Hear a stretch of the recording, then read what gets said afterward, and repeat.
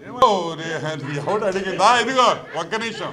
ఇప్పుడు మావాడు ఆడికి పోయాడంట, అనిల్ యాడికా మావాడు అనిల్ ఆడికి పోయాడంట నర్సరావుపేటకి. ఆడికి పోయి వాడు మీసాలు తొడలు గిర్రలు కొడుతున్నాడంట.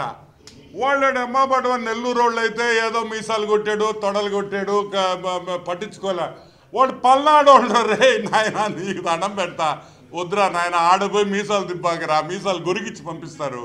ఎట్టా గొరిగిచ్చి పంపించేదానికి నర్సరావుపేట ప్రజలు సిద్ధంగా ఉన్నారు. సిద్ధం సిద్ధం సిద్ధం.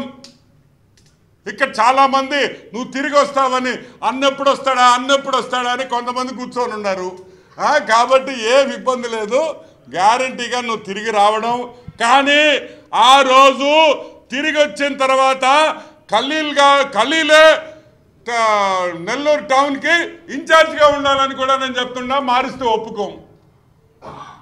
అవునా కదా? ఖలీల్కి ఇన్ఛార్జ్ ఇచ్చారు, నువ్వు కావాలని ఖలీల్కి ఇచ్చావని అందరు చెప్పుకుంటున్నారు. రేపు ఓడిపోయిన తర్వాత వస్తే మళ్ళీ నేనే ఇన్ఛార్జ్. నో, వైసీపీ ఓడిపోయిన తర్వాత Khalil is incharge of Nellore town. నేను వైఎస్ జగన్మోహన్ రెడ్డి తరపున నేను డిక్లేర్ చేస్తున్నానని మనవి చేస్తున్నాను. ఓకే.